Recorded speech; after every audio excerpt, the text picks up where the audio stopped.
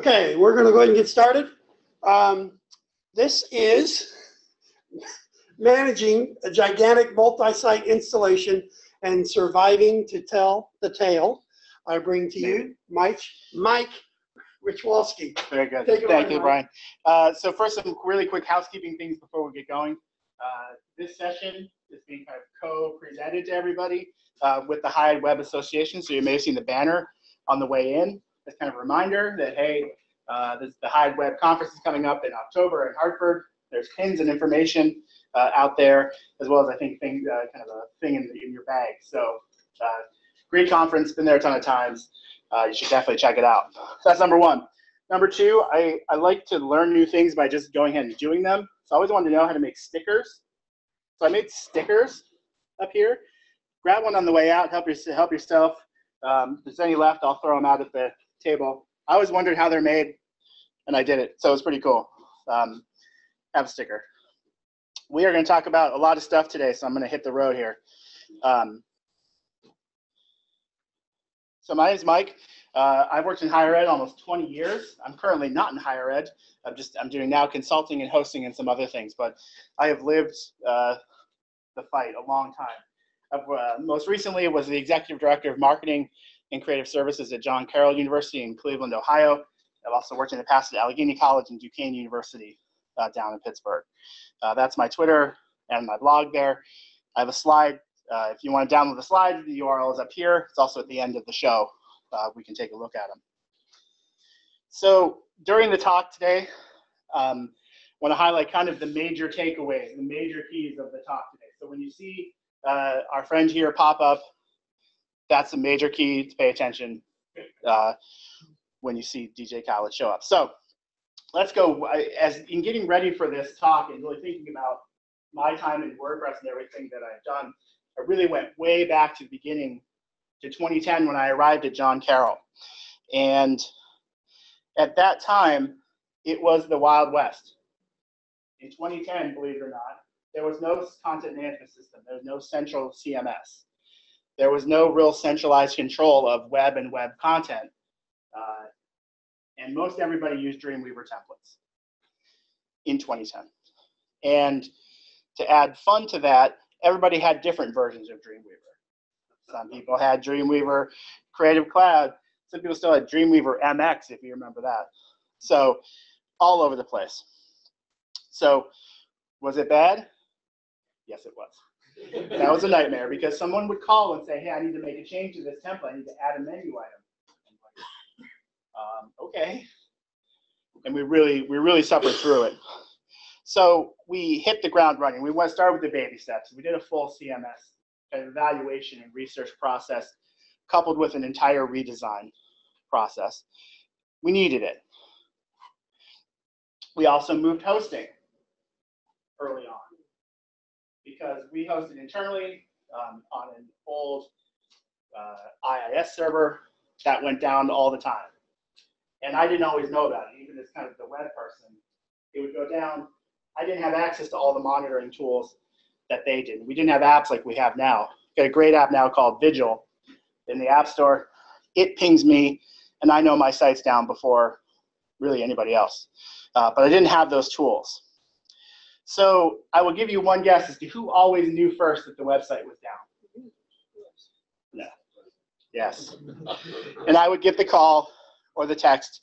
It looks like something like this. There's nothing scarier than getting that phone call on a Saturday afternoon from your Jesuit priest president who was very mad that the website was down. And most days I kind of just wanted to do this to him.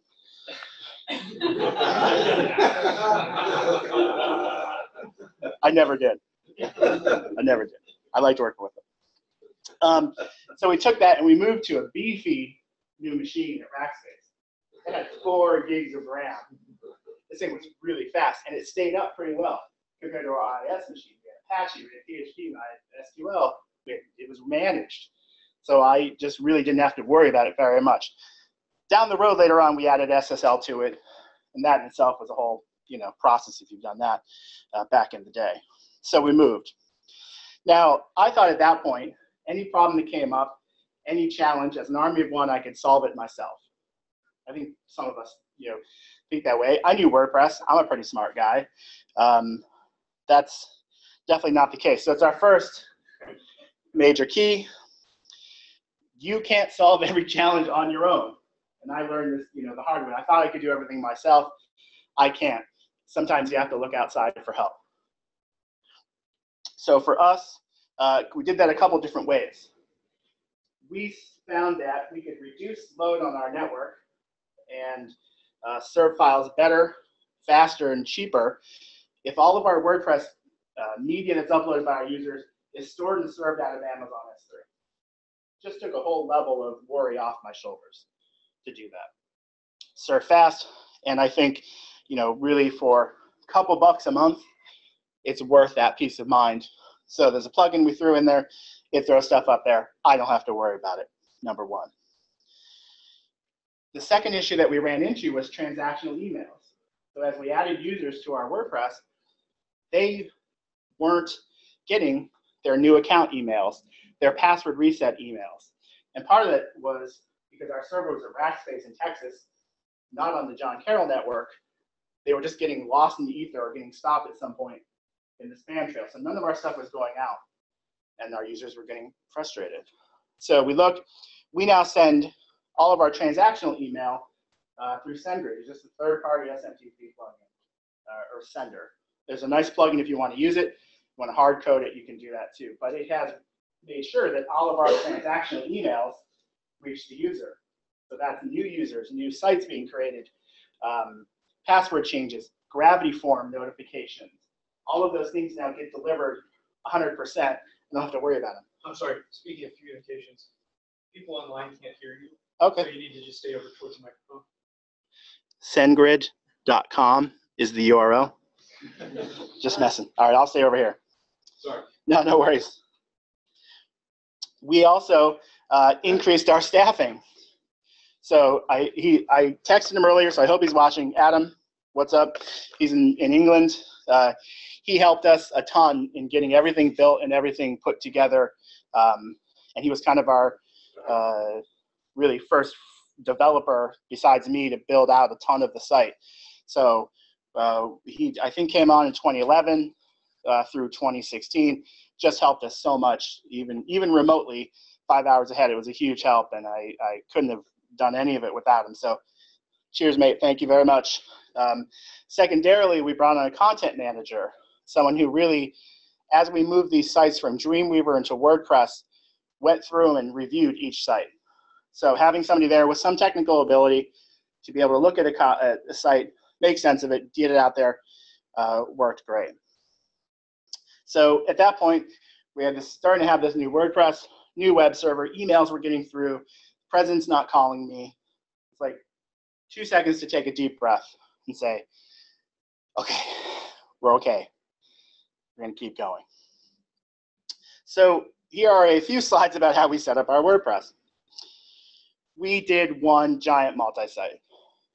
Given that for a while it was just me, I didn't want to get into the game, and we were new to content management. I didn't want to get into the game of having a ton of individual WordPress installations spread out across a couple different servers. And I didn't want a couple of smaller multi-sites. I wanted one site, one thing. Now, we do have some stragglers, or we do have some things that make sense to be outside on their own. We have a daily campus news site and email that goes out. That's separate. Our giving is separate. We do an alumni mentoring network that's built with BuddyPress. That made sense for it to kind of live on its own. And a few other kind of random sites out there. But for the most part, the vast majority of them are in our multi-site that's out there. So why one multi-site? I'm going to, you can see all kinds of weird references today. This is my Tolkien reference for the day. So I wanted, because I was a person of one theme for John Carroll. One set of plugins that I had to manage, one set of trainings, and everybody was on the same page, and we could support everybody, and they felt good about themselves. I felt great about myself. So everybody got one thing. In the 15 months after we started this process, we moved 150 sites into WordPress. Adam and I and Kevin Hackish, or shout out to Kevin, we did a full content review. We trained our users. Everything was great. And so we're starting this process.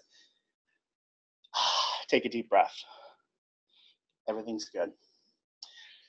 As people got WordPress, then they started asking for stuff, as they tend to do. They wanted all kinds of different stuff.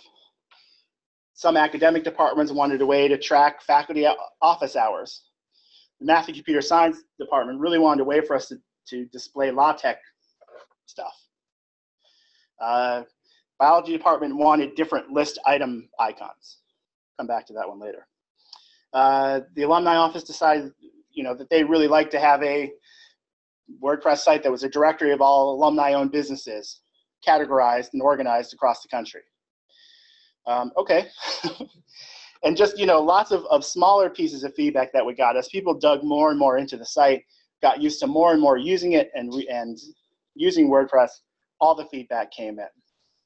So how do you deal with those requests when they come in? When you have new feature requests or feature changes, and what I didn't want to do is have us resort to a ton of plugins. So mandatory break, that this slide serves as a break to say, I'm not anti-plugin. I think they add a whole, a lot of great functionality, and when appropriate, we use them, but they add additional, things that we have to support and keep up with and maintain and update. They require additional training for our users. And, you never know 100% how well they're coded, so it could be an open kind of security issue there as well.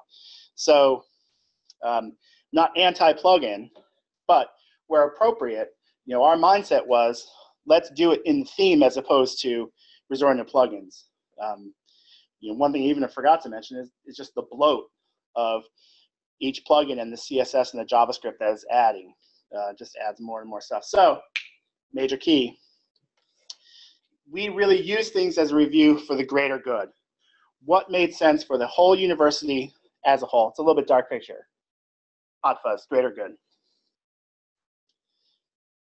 So the first thing that we did was really went in and started to limit our user roles. Again, from making our lives easier and starting from everybody on the same base to then start to build these features on, we limited user roles. So by default, all of our users are editors. They can't add or edit or change a theme. We don't want them just uploading some random theme they found on the web. We don't let them add or activate plugins. They had to come talk to us. We'd have the conversation, see if it really made sense in terms of, was it a one-off thing or really benefit the greater good. We took buttons away from them in TinyMCE, in the theme and the functions file. We don't want you making your text purple. We don't want you doing all this crazy stuff. You use our university style. Everything's built in. You shouldn't have to touch it. What you see in your editor is pretty close to what you're going to see. You're good. We also took this up as an opportunity to hide all the annoying plugin nag screens. So looking at you, Yoast, you're one of the worst. Great plugin, but stop it with the nags. So that was with a base that we started with. Everybody's an editor. So based on the feedback that started to come in, rather than doing kind of plugins, we hard-coded and wrote, the old-fashioned way, a bunch of custom post types. And based on that feedback, that seemed to us to be the best way to do it. So we write it natively. We don't use a plugin. Again, so we can control it. We make sure it works. We use all the native WordPress methods in the way you're supposed to do it so we know it's right. And for example, I'll show you in a second a faculty custom post type. I know that that data will now be consistently stored, as well as consistently formatted from site to site to site. Every academic department's faculty listings should look pretty similar. And we only have to maintain one post type. And I only have to train people in the departments on one tool, not try and figure out math department has this feature, sociology department has this faculty way to do it. No, I want one way to do it. So this is a quick screen grab of what our faculty post type looks like. And it's up to the department which of these fields you want to use. Want to use an image as a headshot? Great. There's a couple ways to do that. Title, are you the department chair? Yes or no, so we can format you a little bit differently. What about your email address? It scrolls down a little bit to see some office hours and some other contact information. But as we rolled this out to all the departments, they were pretty excited about this and kept giving us feedback, more and more feedback. So the areas of expertise there were a new feature because one of the sciences really want to show at a glance when looking at all their department faculty, what are their areas of expertise or research that they're really interested in. So we added it. It was easy to add. Everybody gets access to it, and they can kind of display it on their pages, however they want to. So this was a great way for us to do that and to show that. So as I mentioned, we really put that in. What's nice is that if we want to pull that data out and use it other places, maybe in one massive faculty directory, I can get at it in a couple of different ways. There was some great sessions yesterday about the REST API. That's one way I could pull this data out. But because it's consistent, and I know all the departments are in the same format, I can do that easily and confidently, knowing that my data is not going to get weird, or I don't have to write all kinds of different crazy imports. I know it's going to be good. So that's an example of taking some of that feedback and rolling it out there. Our users wanted forms and surveys. We are doing some of the stuff in Wufoo, which is a great platform. And you can do our online giving there, a bunch of other stuff. But in the plans that we had, we ran out of users very quickly. I think you get 10 users or 20 users in our level of Wufoo, and more than 20 people wanted it. So we integrated Gravity Forms, downloaded it, bought it, put it in there, and that gave them the ability to create forms, surveys, registrations, feedback, anything you want in Gravity Forms without having to have another login and password to maintain, another tool or site that we had to pay for and manage separately, and it was just in their WordPress. So they could log in, create their form, from the editor button, add form, you're good. And so that was a great addition for us and for our users.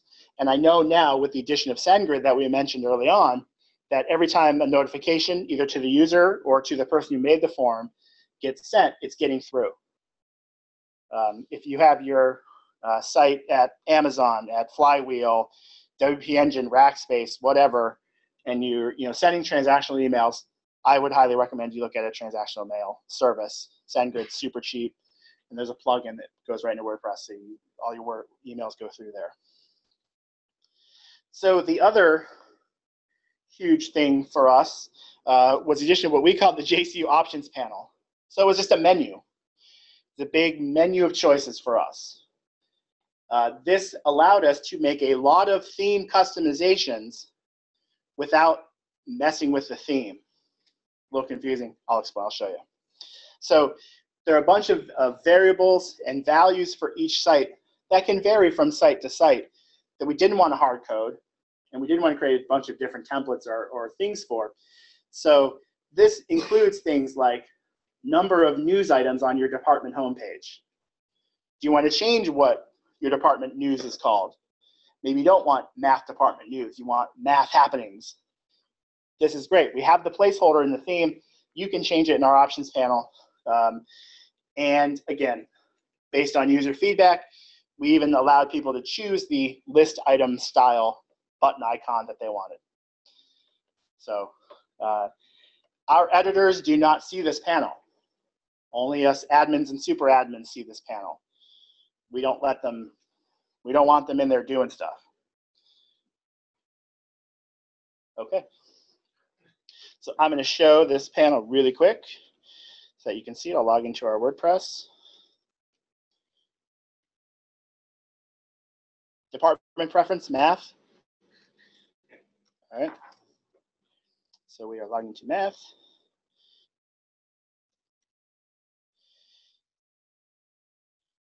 Pretty custom login screen. Okay, so down here in the corner is JCU options. Can you see it okay? I'm going to make it bigger. This is where I, as the admin, don't have to touch the theme. I can customize the display of this page. Do you want images or video to be your homepage slider? Do you want an automatic Twitter icon shown on your homepage and other pages? Great, just throw your username in here. No widgets, no plugins, everything's already built in. We look for, if you do have a Facebook, do you want to show Facebook equals yes? Then great, show the button, here's your URL. So this was especially great for the non-technical folks on my team, maybe who didn't want to get in there and mess with the theme. The content folks, not saying they're not technical, you know what I mean, but could get in here and say, you know what, I talked with the department, they don't want it to be math events or math happenings. I think that's a cool name. They want it to be department news. So, and they want 3 news stories, and they want to read more link at the bottom of that section. Great, where's it go? So same with events. There's no events for this site. Math departments don't have a lot of events. No problem. We can throw that in there. Do we want only John Carroll people to see this via the IP address? Yes or no? Some sites are just for on-campus folks. We can do that. Do you want a custom login box? Yes or no, with a message. So if your site does require logins, you can have a message there. And then what kind of bullets do you want? Do you want, we called the Jesuit bullets because we were a Jesuit school, little botany crosses, or do you want circles or squares? So, you know, that one change would change it for that site. And we didn't have to get in there and mess with CSS or mess with themes or anything like that. So this thing saved us so much time and was really worth the effort to do this with Adam and I. So really has saved us a ton of time and effort. So I would do that. So with a couple of special plugins, with some of the things that we do with an options panel and custom post types based on user feedback, do we still do special one-off things in our theme? Yes, we have to. Sorry. Yeah, it's just, in a perfect world, no, we wouldn't, but we do. And those things include lots of different things. For example, we're running an online campaign for our undergraduate enrollment, and they have some tracking pixels and things that we need to put on there. That's a one-off change. It doesn't make sense. Everybody doesn't need that across the site. See if I have an example. Not an example yet. Our admissions folks want an apply button in certain spots in their sidebar, hard-coded, can't remove it by accident. That's a one-off thing. That thing makes sense. So yes, we try and do as much as we could for the greater good. You're always going to have one-off things. It's just the way it goes.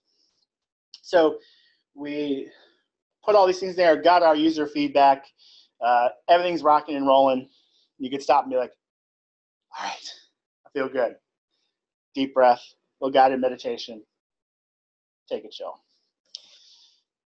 Shocker, then we start having performance problems on the website. Because when you are running close to 250 sites on a 4 GB machine, you are going to have a bad time. That's a lot of input-output. That's a lot of queries. That's a lot of action on the website. And that poor machine just didn't work well. Some of the plugins that we did use, even after evaluation, started to cause us problems. So I'm looking at you, Timely Calendar plugin.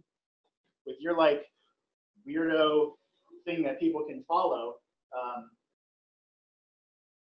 it creates just dynamic page after dynamic page. And once a bot or a scraper gets into that loop, like forget it. It's just going forever. Every single event, every single category, backwards through the beginning of time, that plugin just lets you do it. So we eventually had to shut it off because it was just causing massive overload on the server and massive overhead. So this server would just get hammered by regular traffic, and that's what we want, but bots getting trapped in the Timely hole, just nefarious bad actors hammering the site anyway. And it would, try and do so much and so much that MySQL would just eventually give up the ghost, crash, and everything would just fail. And I'd have to restart it, at least Apache and MySQL, give it a break, look at the log, see what was going on, or just kind of restart the home machine. So Jesse, this is my one line of code in my presentation. Sudo reboot now was my friend. And as much as I hate to do that, sometimes that was just the answer. You got to reboot it.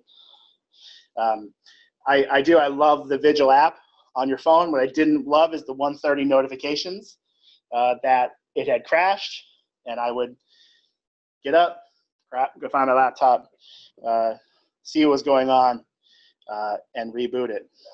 And then just to try and avoid these messages, late at night. Beginning to feel dubious that these are actual screenshots. Steven, come on. Suspend your belief for a minute. So after all these stressful things, after all these 100% legitimate text messages I got from our president, no lies, here's the next major key. Throw as much hardware at your site as you can afford to do. For us, it was not just spin it up, tell IT, boot up another server, because we were outsourced. There was a bit of a process to that. Getting new quotes for new machines, going through all of our purchasing and contract folks to turn that around. So it wasn't an overnight fix. But for us, we had to throw that as much, really hardware as it to solve those problems. 4 gigabytes is not, in 2016 is not enough. It was not enough for us. It was not going to work. So now we've got the Whopper. It's a 6-core Xenon, 32 gigs of RAM. The thing is like super fast, super great. It really has kept up with it really well. So it also gave us an opportunity to rethink the architecture of that server. So I had been using Server Pilot in my freelance and side work stuff. Never heard of it, serverpilot.io. I love it, love it, love it. And it is built for managing WordPress sites on VPS machines. So they work with, you go and pay $10 or $5 a month for a DigitalOcean machine or a Vultr or a Linode or whatever. And this is a layer that sits on top of that VPS and helps you do all your server management. And they build and automatically install a really great stack of Nginx, reverse proxying to Apache, MariaDB. SSL is one-click install with Let's Encrypt. And when you do that and serve your SSL, it's served over HTTP2, which is great. So all of that is no touch. I felt comfortable touching it. That sounds really weird. I'm good with, I can get in there and install Nginx and configure MySQL, and I'm good to go. But this does the heavy lifting and makes adding new sites under different users in their own walled gardens very, very easy. So as an example, screenshot, these are just some of the sites on my box now, my Whopper box at Rackspace. There's our giving site. Our URL shortener is there. Our internal news site is there. Our presidential search site that we're doing right now is there. And all I have to do is go in there, set up a new site, presidentialsearch.jcu.edu. Great. What's the IP address? Or tell my IT folks the DNS. Great, they make it. Do I want WordPress installed automatically? No, I'll do it. Okay, setup, done. SSL, one click, I'm good. So now this presidentialsearch.jc.edu is served over HTTPS, HTTP2 as well, and it's super fast. I can pick the version of PHP I want. I can go from 5.4 to 7.1 just with a drop-down box. And again, I don't have to maintain it. That's what I pay Server Pilot a couple bucks a month to do. Keep those packages up to date and keep everything rocking and rolling. So that was something that for us was hugely important. Has made life very much easy. And at the end of the day, now I know that my server is rock solid. The performance is really, really good. There's increased security, better firewalls, all that kind of stuff. I'm not getting the totally legitimate texts. I'm not getting the phone calls. I'm not getting a lot of that stuff. And I can just, at the end of the day, again, finally take my deep breath. And I see you're kind of sensing a theme here. Every time I think everything's okay, it's not okay. But this was the thing that made us actually pretty good. Felt pretty good about ourselves. So I'm going to step away from WordPress for a moment to give this next major key, which is a lesson that I thought about today as I was going through these slides. I'm going to change it. So my message is going to be sometimes, part of that is be humble, is I had to ask for help. And that was hard for me to do that. It's hard because we know so much about the web and technology and computer stuff and programming languages and all that stuff on our campuses that that's hard. I think we very easily get frustrated and upset, or we get caught in battles across campuses sometimes and offices, and especially when you're dealing with your leadership group, and they don't always get it. And I think that puts us in a hard position to deal with that. And being able to be humble and accept and deflect all that stuff that flies around, especially when you're web, which people, not just when they think they know a lot about it, but they get very passionate about it, whether it's a homepage navigation battle or a department secretary is having trouble, doing that. Just managing that day-to-day stuff, as well as just the regular politics and all that stuff. I did a bad job at that. That was really hard for me. And that stress that causes, not just the website, that's easy, but overall, that stress, I brought a lot of it home.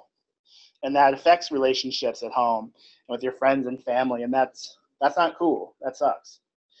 And that was one of the hard things to come out of that process. And we can solve technical problems all day and throw hardware at it and throw money at it and training and all this stuff. But part of that, I thought today, and maybe I'll rename that to take care of you as well as that. It's very easy to overlook. So I'm going to use this opportunity to be humble and take care of me for a minute, and shout out all of my homies at John Carroll who helped me over the years build this website. I'm not going to read them all out, but these guys are awesome. They built a great website and a great team, and I was very fortunate to get to work with them for 7 years. They're awesome. But shout out to all of you as well. I mean, part of this, is the ability at WPCampus, at HighEdWeb, and the Slack channel, Twitter, Instagram, whatever, for us to communicate and survive this and share experiences and get great feedback, whether it's just, sharing experiences over a drink after the sessions yesterday, or even during the sessions, sitting in the back there. It was awesome yesterday, writing JavaScript to query the REST API. I mean, that was just awesome to be able to collaborate with that stuff. And that's why it's so critical to take care of you. So I added it here at the very last second as the kind of the recap slide. But the keys for me, you want to manage this giant site at your campus is find the tools and the services to help you. And part of that is as hard as you've got to ask for it. Ask for help. When you're reviewing things like feature requests and new plugins, and we want our site to look different. Sorry, business school, you can't. That kind of stuff is you've got to think about the greater good and what's best for everybody on your campus with the limited resources that you have in your group. Throw the best hardware you can at your site. 4 gigs of RAM is not enough. I've learned that lesson the hard way. And I'm going to change that last one. I'm going to change it to take care of you as you're doing that. As you're going through this process and you're making great content and you're programming amazing apps, don't forget to take care of you. So that's it for me. I'm going to keep taking care of myself and learning and growing, but thank you for all that you've done for me. So I appreciate that. There's the slides, paper evaluations over here. I have stickers on the way out, but thank you very much. Have a great rest of the day.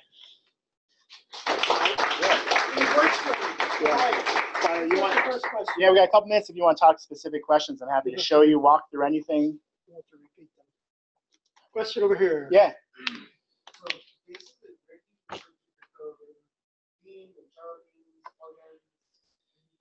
The bulk. Repeat the question. Yeah. So the question is, where do we keep our theme, or where do we keep our code? We have the one theme to rule them all, and it's called JCU 2012. That's our theme. We have a couple of one-off special child themes, like the business directory that I mentioned. That started to get pretty unwieldy and introduce some elements that we didn't want the rest of campus to have access to, a couple of templates. So we made that a child theme. But for the most part, everything is in one theme. As far as our default plugin set, it's a left-hand navigation plugin. WP Super Cache is on in an MU plugins, so I don't even see that one. And I'd have to look, but very, very few plugins. We really wanted to try and do as much as we could in the theme itself. Templates, some of that hard-coded stuff, even if it's, you know, if site ID equals this, then include this function. So our functions file gets pretty in-depth, especially when you think about all the areas on there, rotating sliders. We need an admin for that and some code to display those sliders. We have a secondary set of kind of icons that people can change. There's a post type control and a post type display. So the functions part of this theme is like huge. Everything makes sense. You can go through it pretty well. But the bulk of everything really is in the one theme to rule them all. Yeah. There's another question over here. Another one? Yeah. Yeah. Yes. Yeah. It's baked in the theme, and really the questions about these. Sorry, thanks. Right. Question about the JCU options panel and how it's set up. It is baked into the theme, and sets a large amount of kind of meta fields for the site. So when we are doing build that news section, you know, check for a meta field value for news header, or what is the column called, get how many stories we need, then we do our query to get the news stories and display it. So it's looking for those values if they exist, and any changes that you make is, you know, you're able to see them right away. You don't have to wait for a clear out or a push the code or anything. So it really was a huge thing for our content contributors to be able to do without needing the more technical web folks to get in there and make really, you know, changes that most sites, easy customization stuff that they wanted to do. Another question?